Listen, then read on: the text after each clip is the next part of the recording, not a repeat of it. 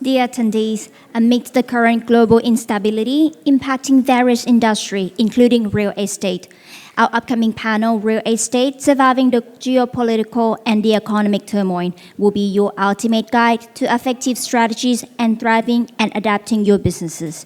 I am delighted to welcome our speakers on the stage and our moderator, Natalia Kardash, founder of the Successful Business Leaders Club, to moderate this insightful session. And please give a warm welcome to all of our panelists.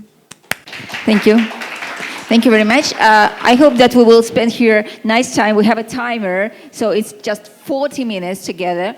And I kindly ask you to participate in the discussion. So it's not only from us, but also from you, some comments or questions. I would start with introducing the panelists. And from my side towards Kypros, tell us a little bit, Polis, a little bit about your business, just 1 minute for each one, what you do and why you're here today. Yeah. Hi.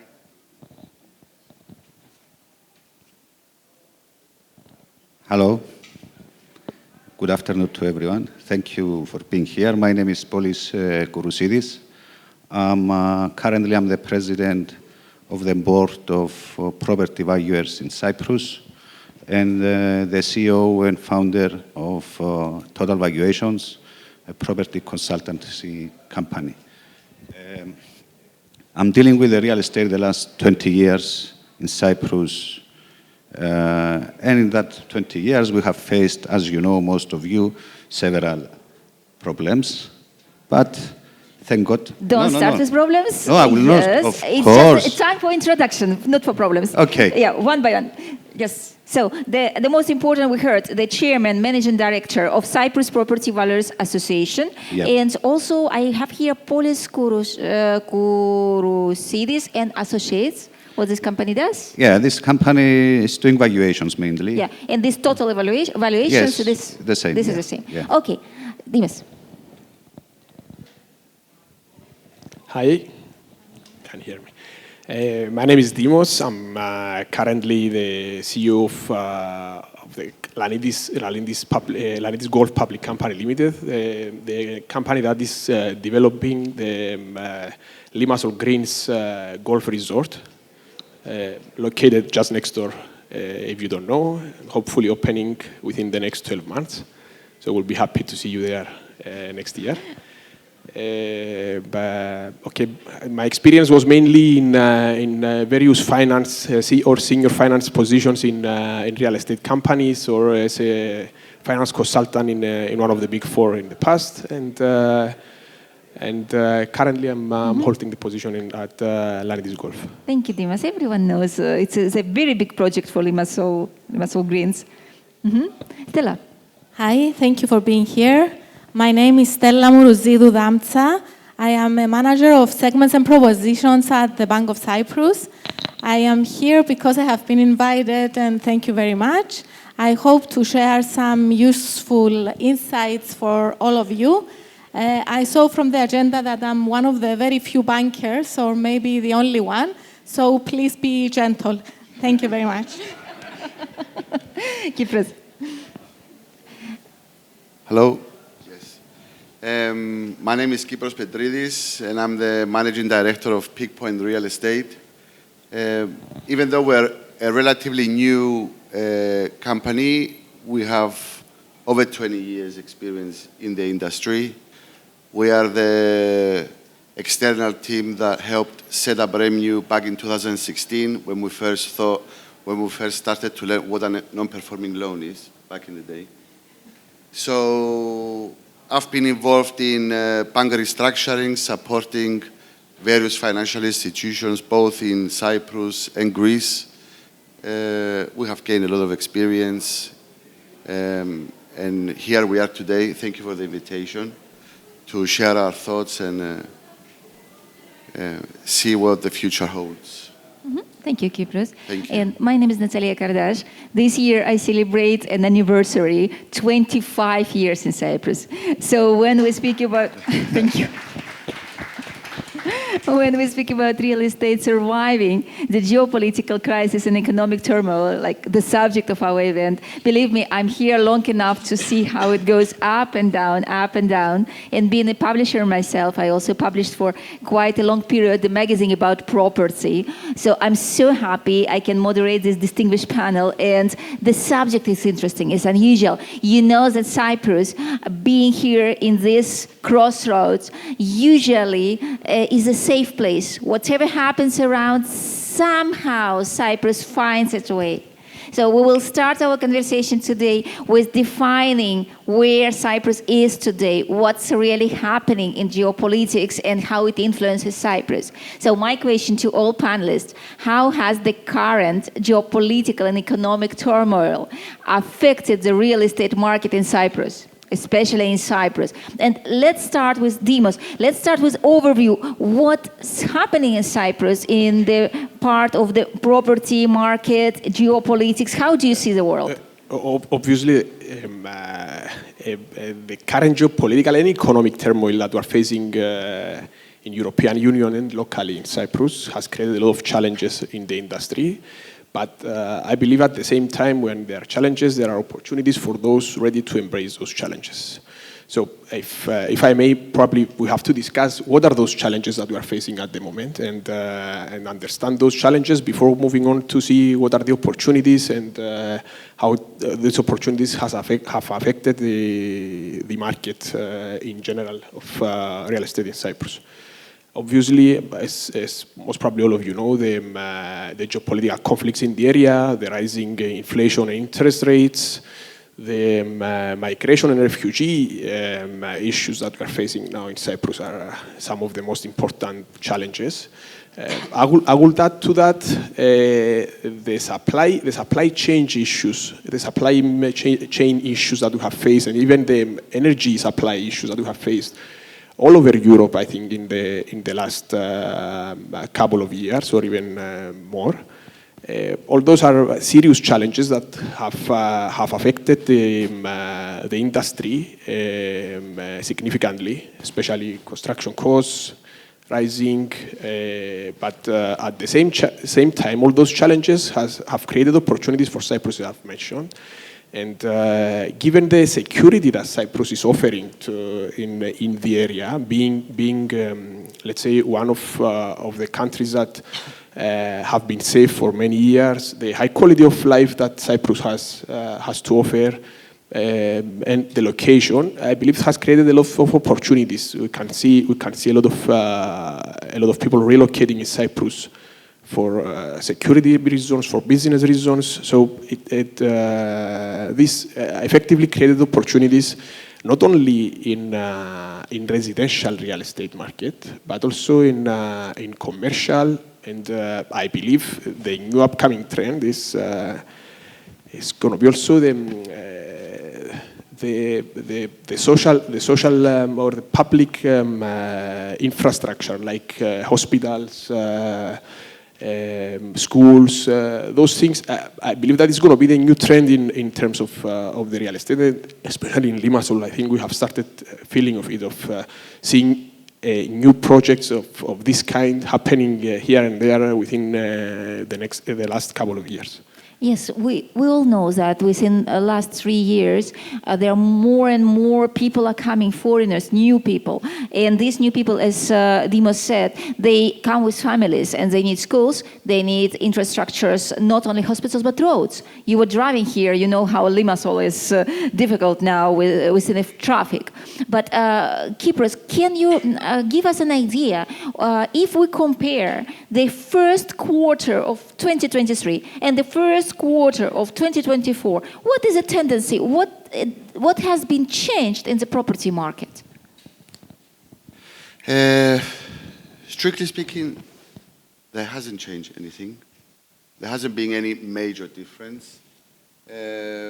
But this is because we are truly resilient, I would say, as a country, as a nation. There are lots of parameters. There are lots of parameters that play a role to this journey. Is that, first of all, we're a small country, I would say. So any major effects or any major disturbances that may occur abroad tend not to have a big knock-on effect in our country. That's one parameter I would say. So before I go into statistics. Yes, because we want to know the numbers. Yeah, yes, we want to okay. hear them. What's happening? Most cities have seen a slight increase compared to last year. I'm talking about statistics between the first 5 months, January to May. There was a tiny shock for Limassol that recorded a drop of close to 5% in terms of total sales. But a drop. So drop less. compared to last year. These 5 months of this year was Yes. sold less than the previous year. Yes, Okay. for Limassol. But that doesn't mean anything. Limassol still has the highest number in terms of volume of sales and capital value. So it's a contributor of around 40% of the total sales on the island. So this is a tiny percentage. We all know that real estate follows a cyclical path throughout the year.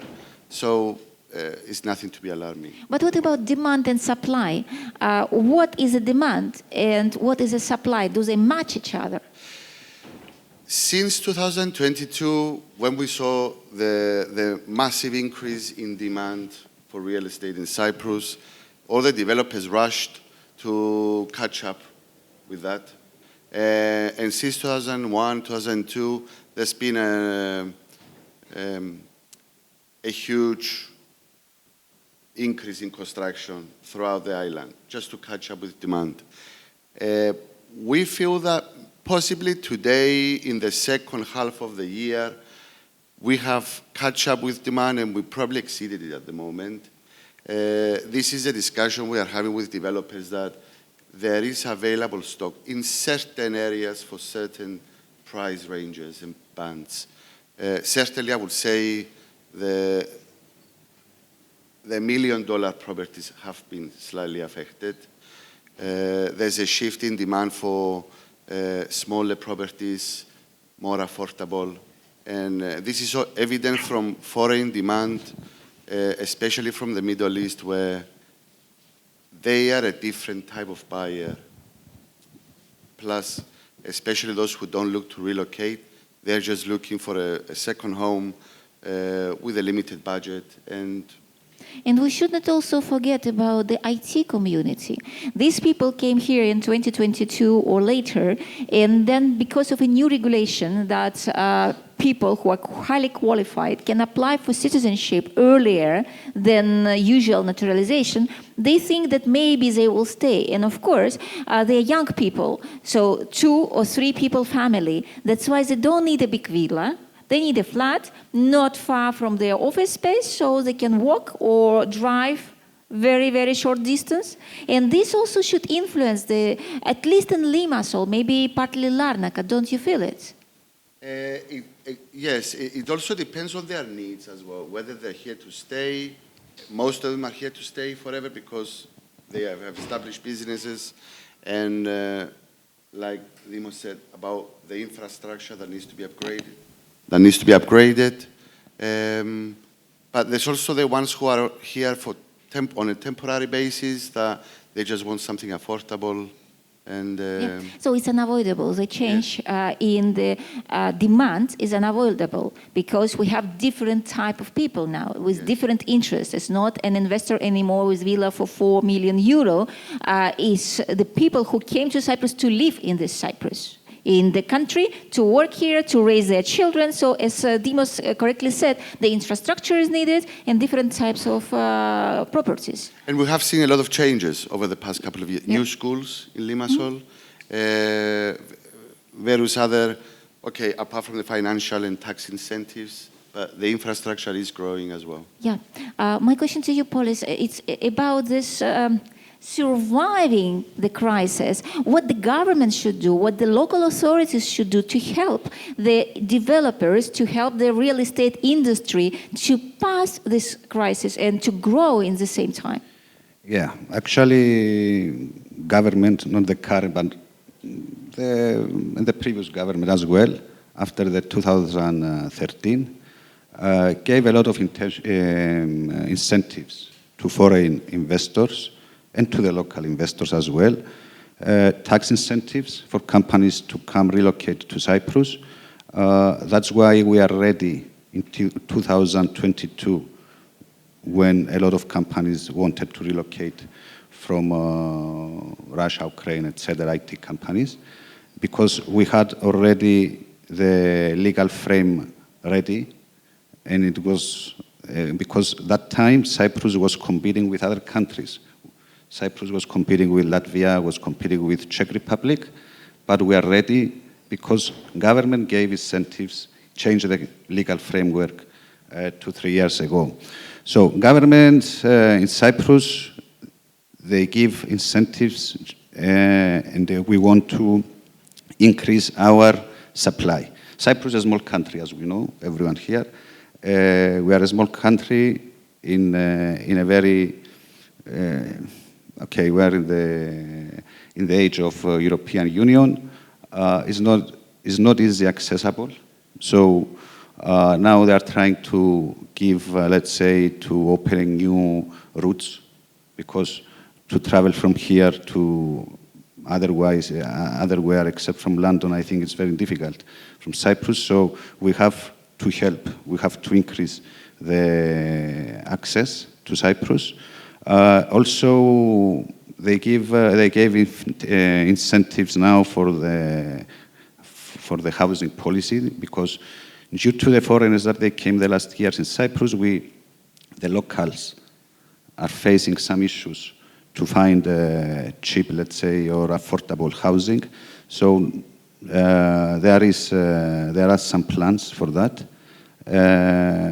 because of course we want as a country the foreigners to come, stay here, invest here.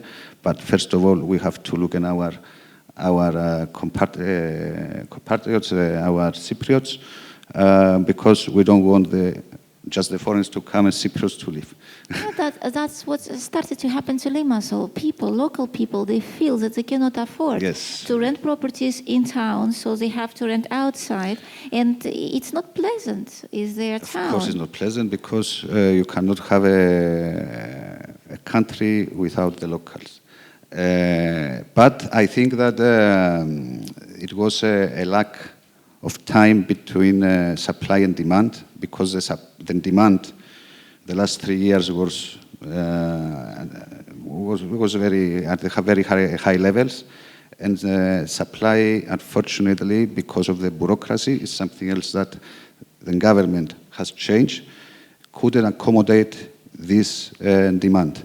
And only this year, it's more or less, because the smaller flats are built and they are delivered, and during this year, according to statistics, during this year, a lot of buildings will be delivered, and by the mid of the year, July, August, the supply and demand should balance. Yeah. But now, do we have any switch in the demand? So these high-rise buildings, they are not as popular as before. Of course. The high-rise building were for the previous plan. The previous one. So the high-rise building. Now, the flats. And my question is to Stella, to continue what Geopolitical is saying.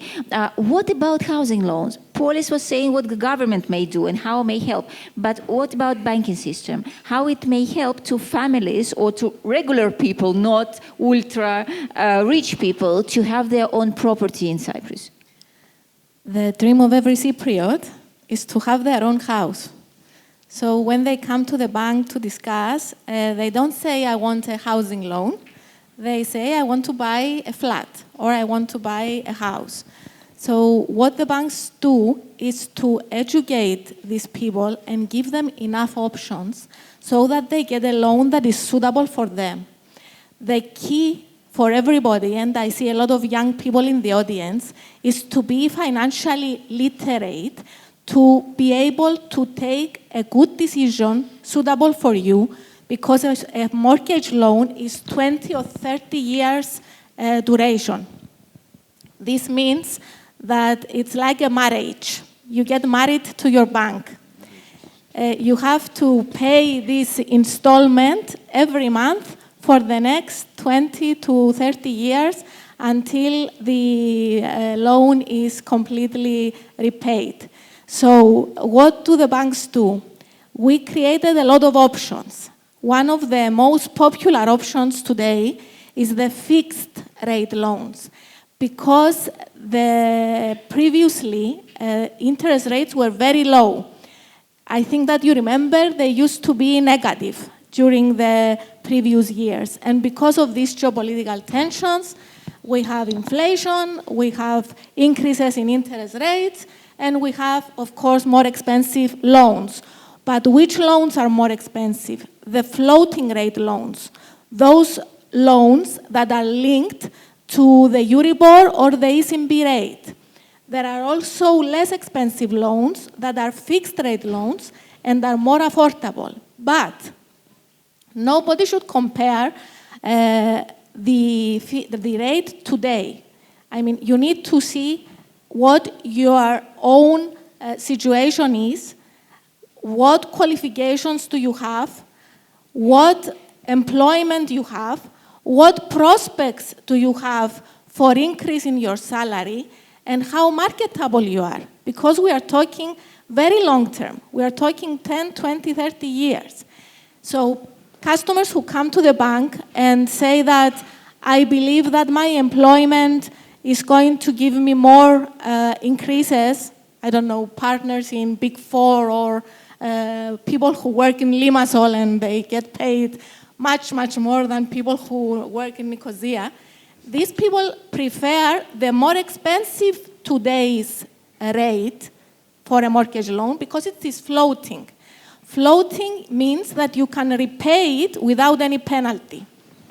Fixed, it's fixed. You don't have a change in your installment. It's stable. But if you want to repay it early or if you want to pay more money into it, you pay serious penalties. So I can talk for hours, but the main message is be financially literate enough. And unfortunately, in Cyprus, we are not financially literate. 1 in 5 people is financially literate enough, and in Europe, 1 in 3. So this is a problem.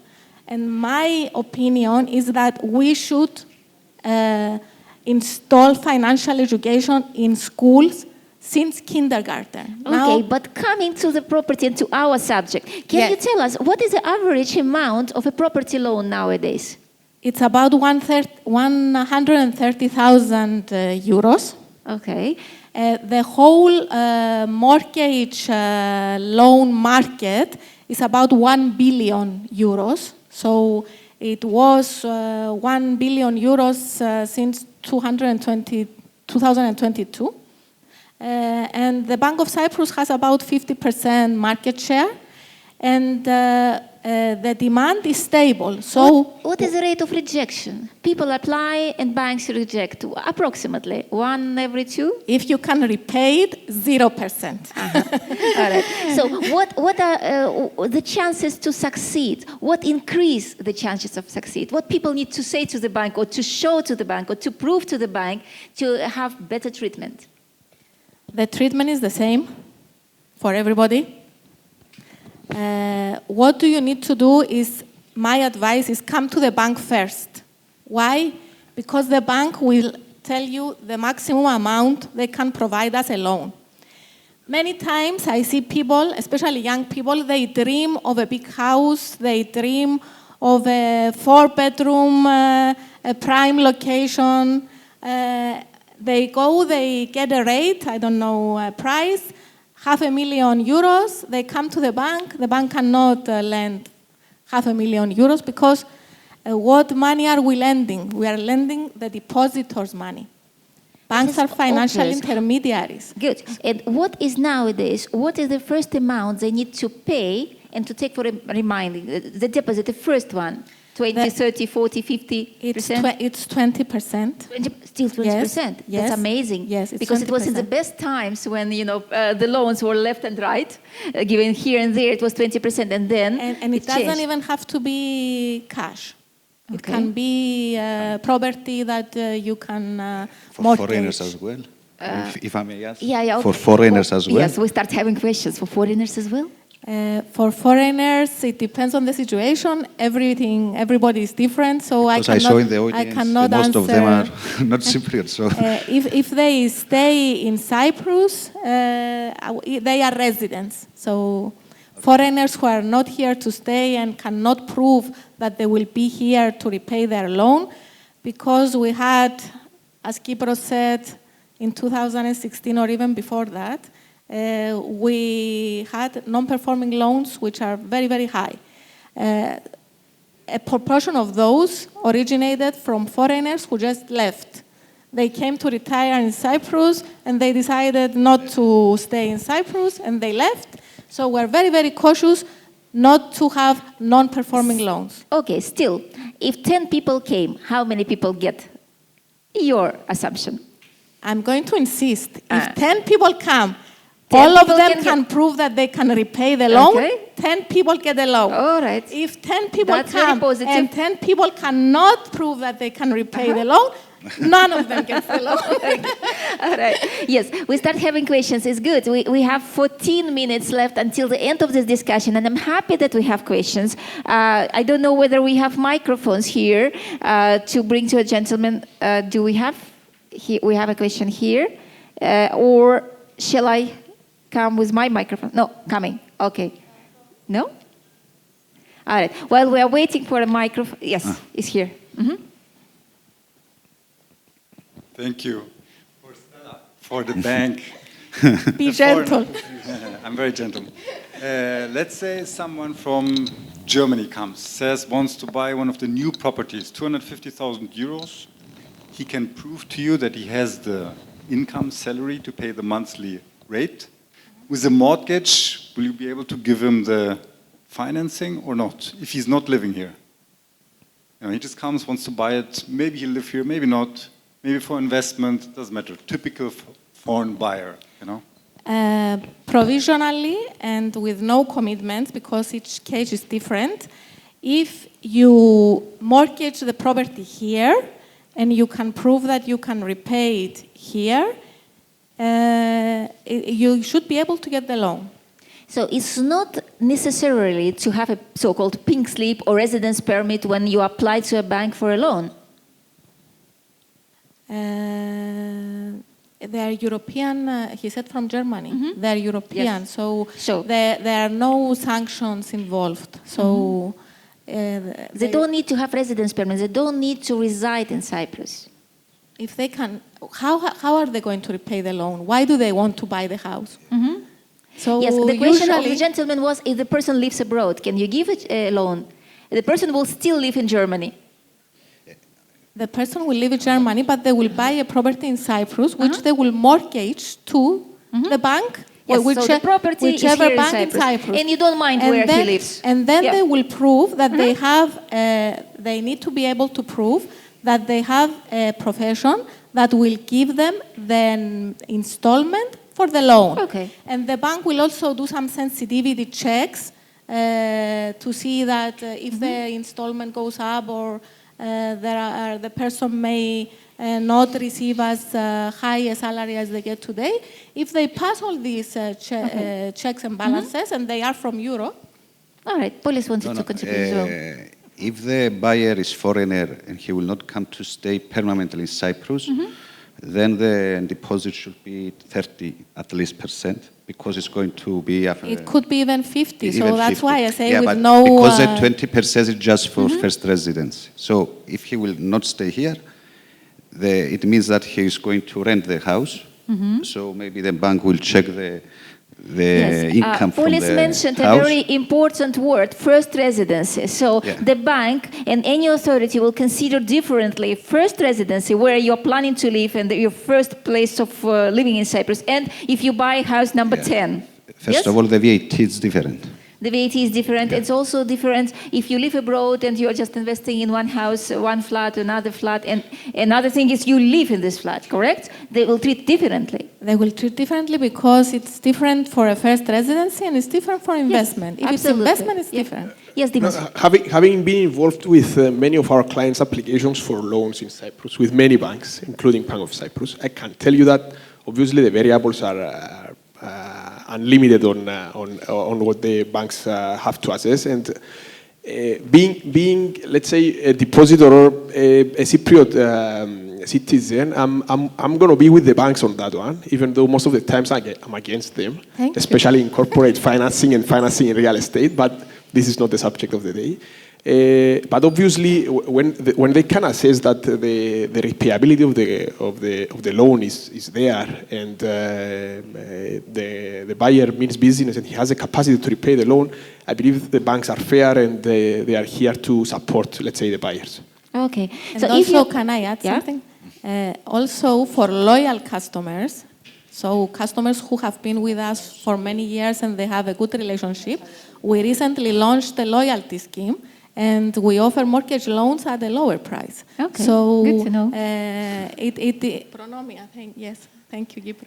So it's called Pronomia, and Gypros knows it. So I'm very happy because I qualified as well recently, and I was excited. I was excited to see a drop in my interest. That's really good. My next question will be about the forecast. We have 9 minutes left, and we will accept some questions. Yes, for sure. But let me go to the program about the forecast. So if you look at the map, Cyprus is surrounded by problems. We are not friends with Turkey, and Turkey has economic crisis. Syria here, Lebanon, you know what's happening now. Israel, then all these regional problems, and even Egypt, our good friend, still has economic unpredictability. Then Cyprus lost main markets, Russia and Ukraine. Cyprus did not build strong relationship with China, did not work, different mentality. Cyprus is trying to build a relationship with Middle East. With all this,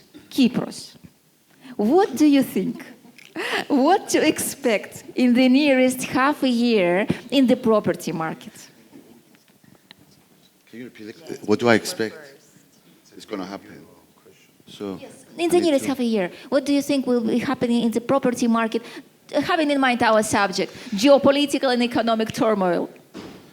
Okay, as we said earlier, we are a small island and we tend to absorb any negative knock-on effects.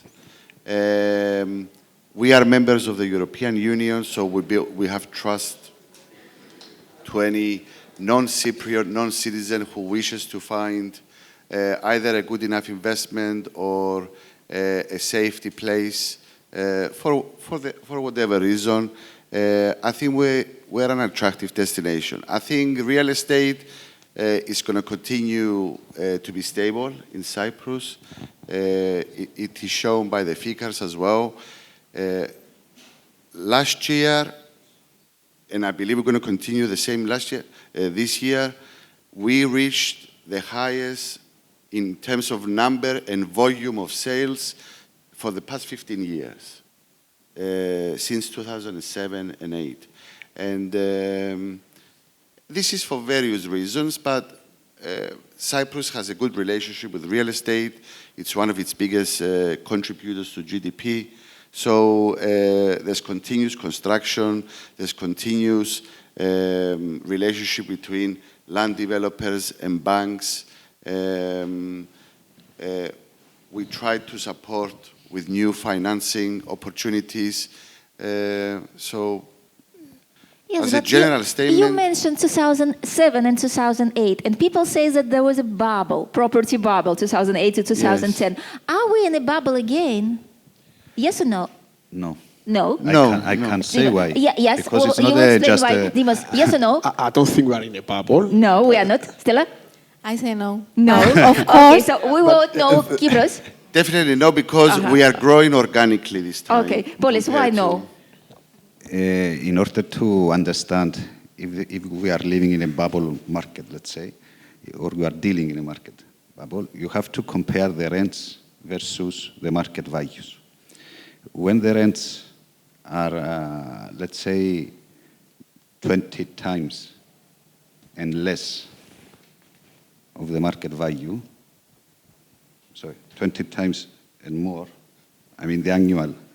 Let's say you pay for a flat 2,000 euro per month. Okay, one bedroom in Limassol, no? Anyway, so it means that you pay 24,000 euro per year. If you multiply this by 20, this is 480,000. That Yes. And the flats are still cheaper than 480,000. yeah. So we are not in a bubble. Okay. When you multiply the rents, Yes. and the market prices are more than the 20 times, then maybe we started to have crisis. Okay, this is explanation of Polis. Why no? Dimos, why no? The main reason I'm saying no is because we have to examine and see the market drivers, the forces of the market. And going back like 3 or 4 years, somebody could say that the driving force of the market were the passport schemes and those that was, as Kypros said, was not organic or healthy driving force. Today, the driving forces are a healthy demand of product. And I believe the market can be considered now after so many years, especially after 2008 crisis, 2013 crisis, even after 2020 crisis after the abolition of the passport scheme. You can consider the real estate market of Cyprus to be effective, efficient, and mature. I think for the first time, in my opinion. Okay, Stella, you said no. Why? I said no because you said supply and demand before. Supply is still large. When we're in a bubble, usually supply dries out. Supply, I had a personal experience. I was looking for a holiday home, and I could find tens of holiday homes available to buy, and everybody was willing to negotiate. So from my personal experience, that's why I said no. Okay, so we are positive. We are not in a bubble. And we had a question here. Yes, here. It was one question here. We will start from here. Okay. Thank you very much. I take the chance to be the second German questioner then in a row. I'm from Germany. I live in Cyprus. I like it a lot. And I'm wondering, first question, I would have 2 short questions. First would go to Stella, please, again. Would you accept some collateral in terms of real estate that sits in Frankfurt in Germany? No. You don't? No. All right, thank you. That was quick and easy. The second question goes to you. Polis is about evaluation. In Germany, by law, if I buy a new apartment, it's a 5-year warranty period. The draft contracts I see here, most of them, they suggest just 1 year. What is you understand what I'm questioning? Can you please repeat? Yeah, when I buy a new apartment here, or if I buy one, the warranty period after the handover of the property in Germany by law is 5 years. Here I see 2 or 1 years. Is there a general recommendation to how to handle that? Thank you. Usually, and I'm not a lawyer and I cannot, let's say, quote the law, but I think it's 1 year in Cyprus. How many? 1 year. And usually the contracts you are going to see from developers vary from 1 to 2 years maximum. Okay, this is a rule of Cyprus. Something that you can negotiate, of course. Yeah, and it's a matter of negotiation. All right, we have a question here Thank and you. question there, and that's it because our time, we have 2 minutes. So, one question here. Thank you.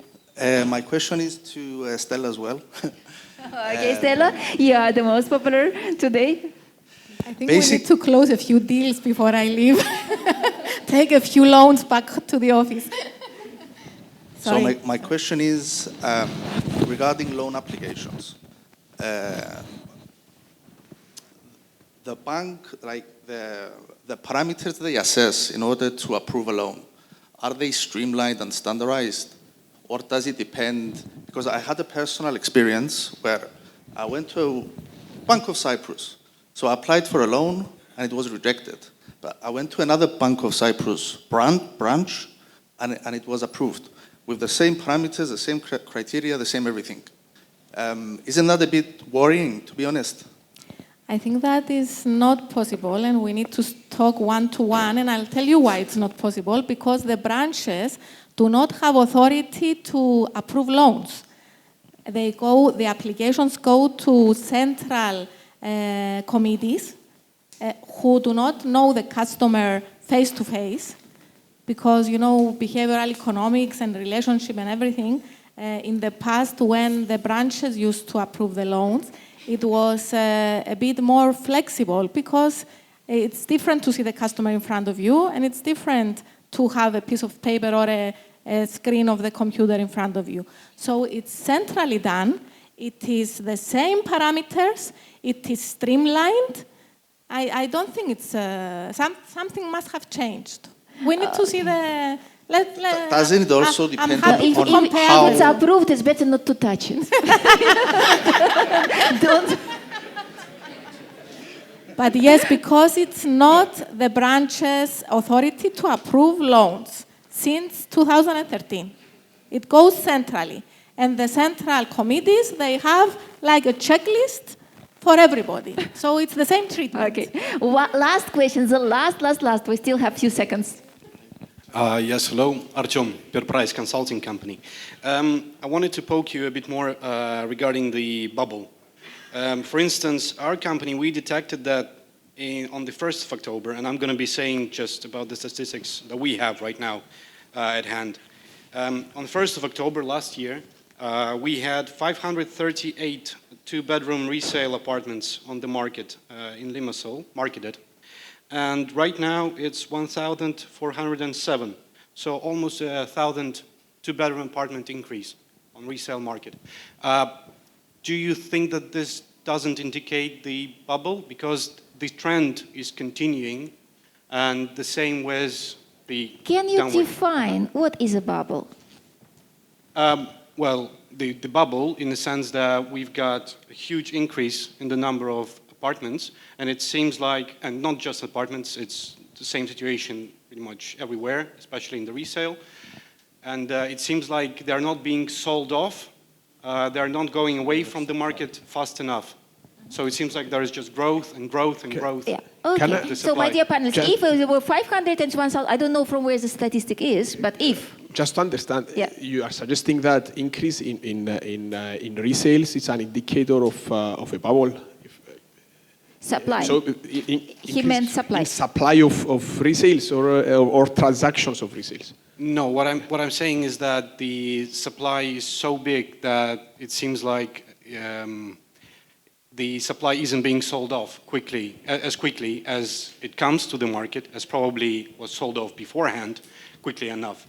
And we also detected that the prices now are starting to fall down. So I don't know whether we can call it a bubble or not, but since we've been talking about like what's going to... Yeah, we can go in the theory what is a bubble. Yes. At least in my opinion, okay, increasing supply obviously can result in decreasing prices, and this is market equilibrium. Especially if the prices grew up very, very fast, so they are going down. It's normal. Still, it can be a minor indicator for bubble, but I don't think that this is something that you can conclude and say that just because the supply has increased or because the prices have a minor tendency to reduce, that this is a bubble indicator. And as I've said earlier, I believe that in an efficient and mature market, trends like that are gonna be there and are gonna be present, let's say, through the lifetime of real estate market, and ups and downs are there to happen, but not necessarily bubbles or let's say market crashes. Correct. Okay. All panelists, as they see 000 on that screen. So the final statement about the bubble or about our topic, Polis, yours. Okay. Of course, the supply was increased the last 2-3 years. This is it's a fact. This doesn't mean that it's a bubble, the market we are dealing now.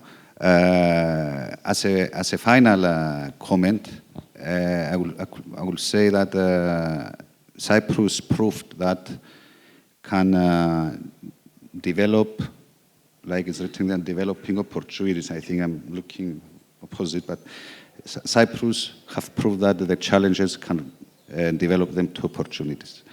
Very positive statement. Yeah. Very good. Kypros, what would your final statement? Well, I will partly answer your question as well and make the final closing statement. The numbers talk by themselves. We have reached all-time high in total number of sales and total number of buyers at the same time in 2023. 2024 is at the same levels of last year, comparing the first 5 months between the 2 years. We are resilient, and we tend to not be affected by any negative knock-on effects. Any kind of conflict that may be at the moment in Northeastern Europe or in the Middle East, I think we are prepared to absorb all that new demand that is coming into Cyprus. And yes, the construction sector is constantly playing a catch-up with demand. So there would be cases where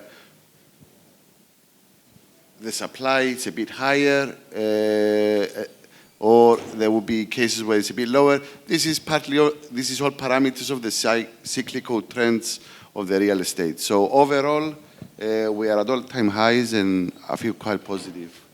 Stella, you were so positive today. We need a final positive statement. Financial literacy is very important. But it's changing. They're getting better. It's better, yes. It's a positive There was a survey in 2023, September, and 1 in 5 answered financial questions correctly. So I'm not sure it's changing, but what is changing is that there are a lot of initiatives from banks, from universities, from societies to educate people. And please make informed financial decisions. Don't sign anything you do not understand. Ask people you trust. And of course, now we have information available online.